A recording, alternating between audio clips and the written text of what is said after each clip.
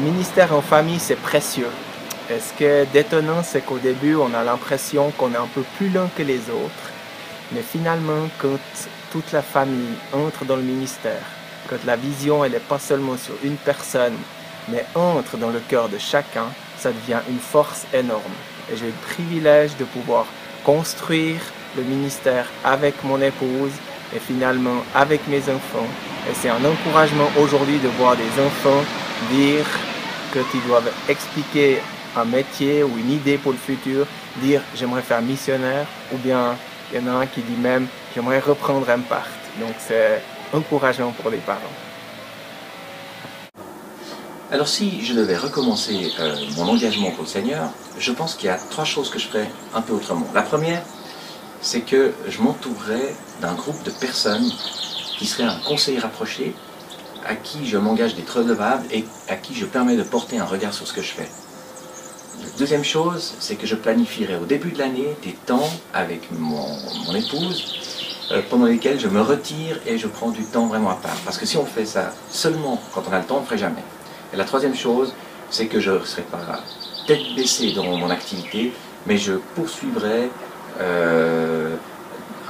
je continuerai à me ressourcer en lisant des ouvrages qui me bousculent, en faisant des cours qui m'amènent plus loin et qui me permettent de grandir, en étant aussi abonné à des journaux qui nourrissent ma réflexion, qui me permettent d'approfondir finalement ce que je crois, ce que je pense, et d'être toujours pertinent dans ce que je dis. Est-ce que tu aurais un journal en particulier à nous recommander? Des bons journaux, il y en a plusieurs, mais c'est vrai que si on pense au christianisme aujourd'hui, ça nous permet d'élargir notre horizon et de voir comment Dieu est à l'œuvre dans le monde, dans les églises en francophonie aussi. Family permet d'avoir un regard sur la famille, sur le couple aujourd'hui. Et souvent, on s'intéresse à ce qui est proche de nous, mais c'est des fois bien d'élargir notre regard pour voir ce que d'autres vivent. Et ça, c'est typiquement ce que permet, par exemple, un journal ou des fois un bon bouquin. Et je pense qu'il y a aussi d'autres journaux. Un bon quotidien permet aussi de suivre ce qui se passe dans le monde et voir qu'est-ce qui change et qu'est-ce que Dieu aimerait dire dans le temps présent. Okay. Alors, la première chose que je dirais, c'est que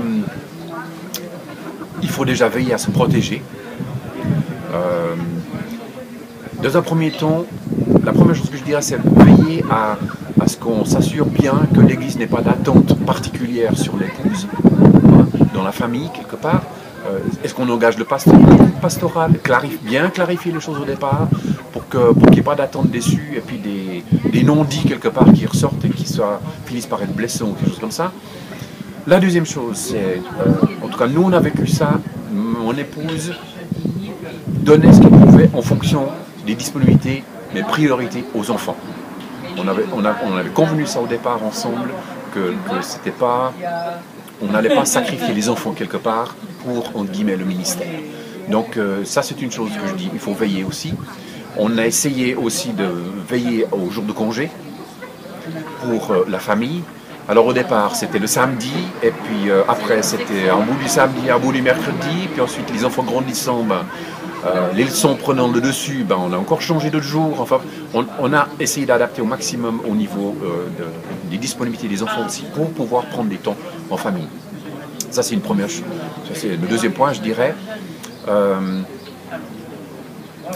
Ce que j'ai trouvé, ce que je trouve même encore le plus fatigant maintenant, c'est surtout les comités aussi. Il faut essayer de limiter un petit peu ce genre de choses-là, en essayant aussi de trouver un équilibre juste.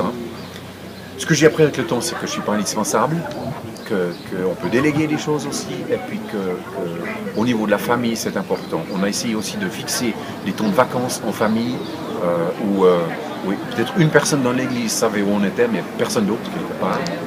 Donc, entre collègues pasteurs aussi, on a essayé de trouver aussi des chemins pour être référent pour l'église si nous on était absents pendant quelques temps comme ça. Qu'est-ce que je pourrais dire d'autre? C'est vaste, c'est vaste. On a essayé aussi de travailler beaucoup et d'essayer de vivre aussi des temps de culte en famille, culte ou partage plutôt en famille, c'est pas tant laisser piéger par le culte, intro, louange et puis message et conclusion avec ou sans sainte scène, mais vraiment des temps de partage en couple, en famille surtout. Et puis une chose aussi, on a été souvent frustrés le dimanche matin parce que c'était la course pour aller au culte, tout le monde prêt, etc. Et finalement, on a trouvé un système, à vous de voir si ça peut aider aussi aux autres. Mais en tout cas, on a décidé que le dimanche matin, ce n'était pas grasse matinée. On pouvait dormir peut-être plus ou un petit peu plus que d'habitude, mais qu'on préparait les choses, certains les habillent aussi les enfants le soir avant même, on essayait de préparer les choses avant. Et puis une chose qu'on faisait aussi souvent, qu'on mettait en place, c'était que 5 minutes avant de partir, tout le monde était au salon, souillé aux pieds, vesti s'il fallait encore, et on prenait 5 minutes pour chanter encore ensemble, prier, et on partait ensuite ensemble pour le culte. Ça, c'est une clé pour ne pas arriver en s'engueulant dans la voiture, pour pas puis on chante Alléluia, Seigneur, merci pour tout, puis on venait de s'engueuler avec sa famille, enfin bref, c'était pas terrible, quoi. C'est des petites pistes comme ça qui nous ont beaucoup aidés, en tout cas pour nous. Très bien. Ok. C'est bon? De mon côté, absolument réservé des soirées nous, une fois par semaine au minimum, ne pas être loin tous les soirs, limiter à 2-3 soirs par semaine quand on part, avoir sur une période de 6 semaines par exemple, au moins un week-end complètement off en famille et pré-réserver des vacances longtemps à l'avance d'au minimum 3 semaines. C'est ce que j'aurais dit.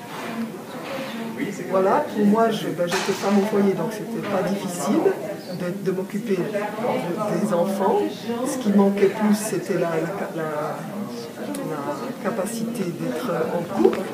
Et ça demande effectivement à organiser ça sur l'agenda. Et ça demande des deux côtés la ferme décision de vouloir le faire, même quand il y a des choses qui viennent en travers, de revenir et de dire on la veut cette soirée, on veut ces temps. Et puis pour les enfants, nous avions les temps de repas qui étaient réservés pour un vrai dialogue avec les enfants. Et là aussi, c'était important. Et je pense que ça aurait été encore mieux si on avait pu avoir des temps où le papa prenait du temps avec ses enfants dans la journée à d'autres moments. Mais ça, c'était très difficile à maintenir ou à faire tout simplement parce que y avait beaucoup. Moi, je dirais encore une chose qui a été très importante pour moi, c'est de réaliser que le ministère, c'est pas Dieu. Moi, j'étais à genoux devant le ministère et j'ai réalisé que le ministère était plus important que Dieu. Donc, je lui sacrifiais tout et j'étais pas heureuse avec ça. Quand j'ai réalisé ça, il y a quand même quelque chose qui a changé dans mon cœur. J'ai pu voir que Dieu m'aimait et qu'il était aussi heureux si je ne donnais pas 100% de mon temps et mon mari 100% de son temps surtout au ministère. Non à l'idolâtrie du ministère. Voilà. Mais c'est une lutte. C'est une lutte. Alors, ce que je dirais à des jeunes pasteurs, c'est d'être soudés dans leur couple, avoir une vie sexuelle épanouie, comme ça ils ne seront jamais tentés ailleurs, et puis partager leurs problèmes l'un l'autre, et voir la vie de Victoire se manifester dans leur vie.